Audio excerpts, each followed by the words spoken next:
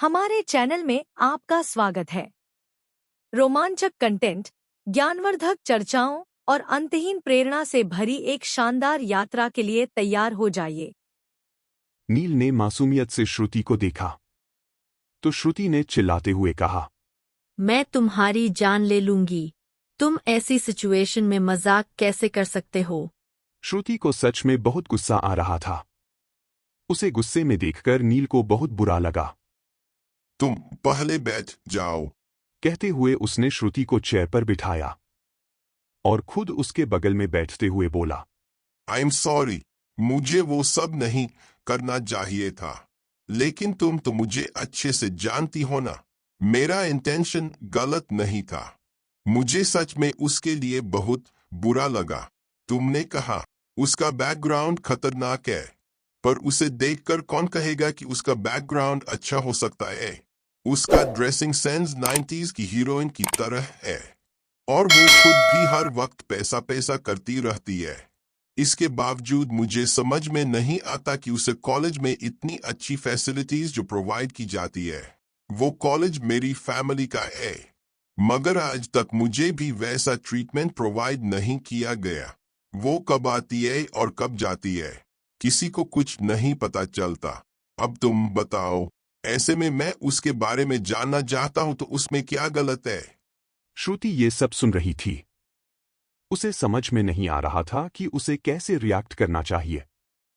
नील ने आगे कहा, अब चलो, एक पल को मैं मान लूं कि उसका बैकग्राउंड खतरनाक है, तो ऐसी क्या वजह होगी कि वो एक नॉर्मल लाइफ जीने पर मजबूर हो गई?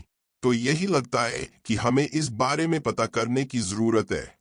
उसकी बातें सुनकर श्रुति समझ गई।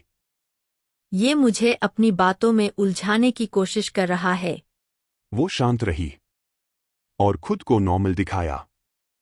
नील ने आगे कहा, देखो, मैं तुमसे ये नहीं कह रहा कि तुम मुझे उसके बारे में सब बता दो। तुम मुझे एक छोटा सा हिंट तो दे दो। मैं प्रॉमिस करता हूँ, एक बार मुझे उसके बारे में पता चल गया तो बात करना तो दूर, मैं उसकी तरफ देखूंगा भी नहीं। श्रुति ने ना में सिर हिलाया और सोचा, ये लड़का इतना पागल कैसे हो सकता है? कोई डिटेक्टिव है जिसका मिशन कंप्लीट करना कंपल्सरी है? नहीं, ऐसा तो नहीं है। फिर भी इसे दूसरों की लाइफ में इंटरफियर करने की आदत सी हो गई है। उसने महसूस किया कि नील उसे बड़ी उम्मीद के साथ देख रहा था। उसने एक सांस भरी और खुद से कहा, जब दिवांश भाई ने इसे सब सच बताने का फैसला कर लिया था, फिर डैड ने मुझे सच बताने से क्यों रोका? उसने ये सोचा, नील को देखा और कहा, ठीक है, मैं तुम्हें कुछ हिंट्स देती हूँ, मगर तुम भी मुझसे प्रॉमिस करो कि जब तक तुम उसके बारे में पता नहीं कर लेते, तुम उससे दूर ही रहोगे। नील ने थोड़ा सोचा। Okay, I promise. पहले मैं उसके बारे में पता करूंगा, फिर ही उससे बात करूंगा।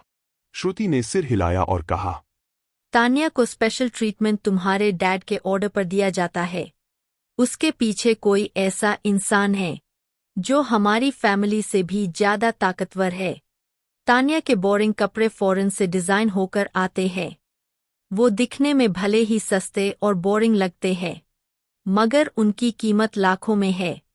उसकी ड्रेस पर कोई टैग नहीं है, इसलिए तुम नहीं पता कर सकते कि उसकी ड्रेस कौन डिजाइन करता है। और सबसे जरूरी बात, उसे खुद भी इस बारे में नहीं पता, इसलिए इस बात का जिक्र उसके सामने मत करना। नील अजीब नजरों से श्रुति को देख रहा था। उसे श्रुति की बात पर यकीन नहीं हो रहा था। दूसरी तरफ तान्या मैरिज रजिस्ट्रार ऑफिस के सामने खड़ी थी। उसने रुद्र को देखा, फिर अपने हाथों को, जिन्हें रुद्र ने थाम रखा था। आज उसके साथ कितना कुछ हुआ था कि वो डर रही थी। अगर ये सब सपना हुआ तो वो सच में बहुत रोने वाली थी। लेकिन रुद्र उसे मैरिज रजिस्ट्रार ऑफिस के अंदर ले आया। आज मैरिज रजिस्ट्रार ऑफिस में स्टाफ के सिवा कोई और नहीं था। तान्या को समझने में देर नहीं लगी कि ये सब रुद्र की वजह से ही था। रुद्र को देखते ही वहां का स्टाफ उसकी रिस्पेक्ट में खड़ा हो गया। वहां के हेड ने रुद्र का वेलकम किया और उसकी नजर तान्या पर ठहर गई। वो मुंबई के सभी अमीर परिवारों के बारे में जानता था, मगर उसे याद नहीं आ रहा था रुद्र के साथ खड़ी लड़की आखिर किस फैमिली से बिलोंग करती है। ये याद करते हुए उसे लगा शायद वो कुछ गलत कर रहा है। उसने सामने देखा और रुद्र की डरावनी आंखें उसे घूरती मिली। उसे 1-1.5 घंटे पहले ही रुद्र के वहां आने के बारे में इन्फॉर्म कर दिया गया था। उसने कहा, मिस्टर राजवंशी, जैसा कि हमें कुछ देर पहले ही आपकी शादी के बारे में पता चला है, इसलिए प्रॉपर डॉक्यूमेंट्स रेडी नहीं कर पाए। अभी के लिए आपको मैम के साथ एक कपल फोटो शूट करवाना होगा, देन हम शादी का प्रोसेस आगे बढ़ा सकते हैं। ये कहते हुए हेड की जुबान कांप रही थी। वो डर रहा था अगर रुद्र को उसकी बात अच्छी नहीं लगी तो कहीं उसे नौकरी से न निकाल दिया जाए। वहीं तान्या ने जब फोटो शूट शब्द सुने तो उसकी एक्साइटमेंट बढ़ गई। उसने रुद्र को देखा और उसका फेस वार्म हो गया। उसने सिर हिलाया। तभी जॉन वहां आते हुए बोला, बॉस, आकाश गुप्ता आ गए एज। आकाश गुप्ता रुद्र का पर्सनल लॉयर था। वो सामने आया। उसने रुद्र को ग्रीट किया और अपने साथ एक ब्लैक बैग से कुछ पेपर्स निकालने लगा। वहीं रुद्र ने उसे एक नजर देखा तक नहीं और आगे बढ़ गया। किसी को समझ नहीं आया कि ये क्या हो रहा है। अभी दिवांश हंसते हुए पीछे से आगे आया और बोला, इसमें इतना भी हैरान होने वाली कोई बात नहीं है। ये सुनकर सभी और कंफ्यूजन के साथ दिवांश को देखने लगे। दिवांश ने आगे कहा, तुम सबकी लेडी बॉस उसके साथ फोटो क्लिक करवाना चाहती थी। वो बस उसकी इच्छा पूरी करने गया है। दिवांश की बात सुनकर सबके फेस पर स्माइल आ गई। वहीं आकाश ने अपने हाथ में मैरिज के पेपर्स को देखा, जिसे उसने 15 मिनट में ही रेडी किया था। ऐसा करते उसके हाथ थोड़े डगमगा रहे थे। उसने सिर हिलाया। वो लाचार महसूस कर रहा था। उसे देखते हुए जॉन ने उसके कंधों को थपथपाया। उसे दिलासा देते हुए कहा, चिंता मत करो, तुम्हारी मेहनत वेस्ट नहीं जाएगी। आकाश इस पर सिर हिलाने के सिवा कुछ नहीं कर सकता था। वहीं दूसरी तरफ रुद्र और तान्या की कपल फोटो क्लिक हो गई। फिर दोनों ने डॉक्यूमेंट्स फिल किए। तान्या को बहुत सी चीजें समझ में नहीं आ रही थीं, जैसे उसे अपने पिता का नाम तक नहीं पता था और बहुत कुछ। रुद्र ने उसकी हेल्प की। तान्या बहुत खुश थी। उसकी खुशी उसके चेहरे पर साफ नजर आ रही थी। दोनों ने मैरिज फॉर्म पर साइन किया और इसके साथ ही आकाश के डॉक्यूमेंट्स पर भी, जिस पर साफ शब्दों में लिखा था, अब से रुद्र के साथ ही उसकी हर एक चीज पर तान्या का बराबर का हक होगा। मैरिज रजिस्ट्रार ऑफिस से बाहर आते वक्त तान्या खुश नहीं थी। वो बार बार उदास नजरों से रुद्र को देख रही थी। उसके चेहरे पर साफ लिखा था कि वो कुछ कहना चाहती है। उसे उदास देख दिवांश ने पूछा, तान्या, तुम उदास क्यों हो? कहीं ऐसा तो नहीं कि तुम रुद्र से शादी नहीं करना चाहती थी? तान्या ने ये सुना और उसकी आंखें चौड़ी हो गईं। अभी उसकी शादी को मुश्किल से 10 मिनट हुए थे और ये आदमी उसकी शादी तुड़वाने के बारे में सोच रहा था। तान्या दिवांश को मारना चाहती थी।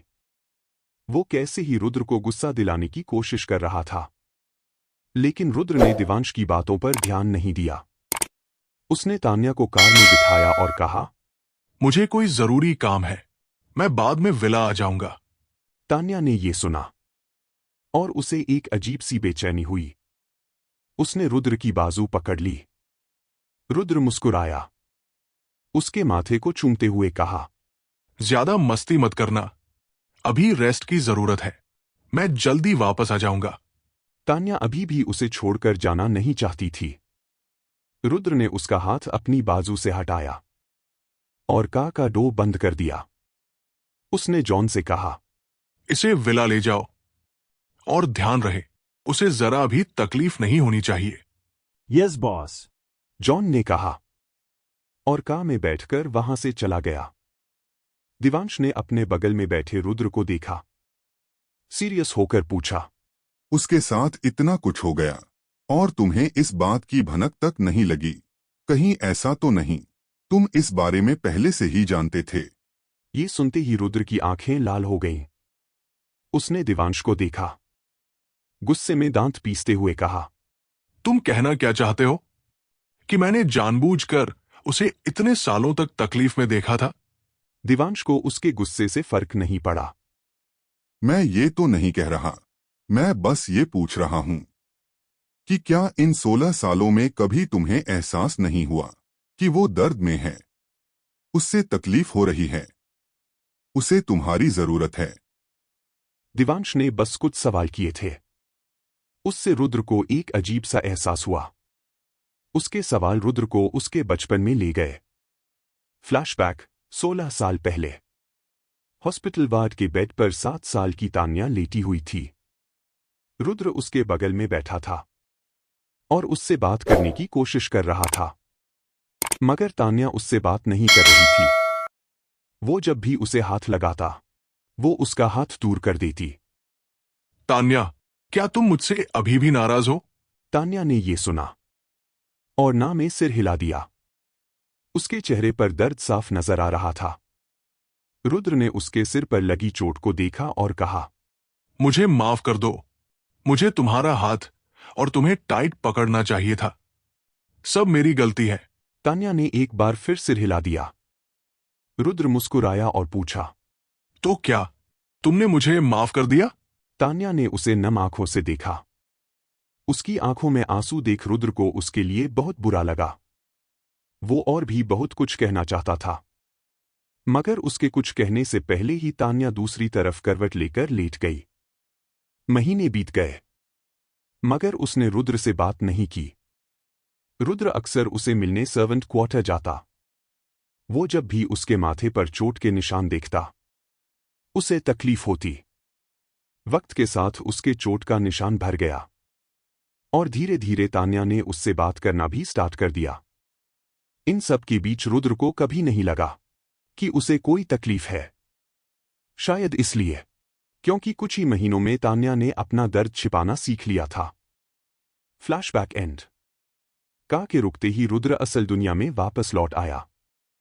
उसने विंडो से बाहर देखा। वो मुंबई के सबसे महंगे हॉस्पिटल के पार्किंग लॉट में थे। दूसरी तरफ राजवंश भवन में कार्तिक जी प्रिया जी पर भड़कते हुए बोले, क्या तुम पागल हो गई थी? तुम्हें क्या जरूरत थी रुद्र को वो सब कहने की? मुझे अंदाजा भी नहीं। अगर उसने गुस्से में हम सबसे दूरी बना ली तो राजवंश इंडस्ट्रीज कितने लॉस में जा सकती है। अपने पति को अभी भी बिजनेस की चिंता करते देख प्रिया जी को बहुत गुस्सा आया। आपको अभी भी बिजनेस की पड़ी है और वहाँ वो लड़की हमारे बेटे को अपने जाल में फंसाकर शादी कर रही है और आप उन्हें रोकने की बजाय मुझ पर चिल्ला रहे हैं। उन्हें ये सोचकर ही गुस्सा आ रहा था किस तरह तान्या रुद्र से चिपकी हुई थी। पहले वो ये सोचकर खुद को मना लेती थी कि एक दिन वो उस नौकरानी की बेटी को रुद्र से दूर कर देंगी, मगर अब वो उसे अपने बेटे के साथ बर्दाश्त नहीं कर सकती थी। आपको भले ही रुद्र की चिंता न हो, लेकिन मैं उसकी माँ हूँ। मुझे उसकी चिंता है।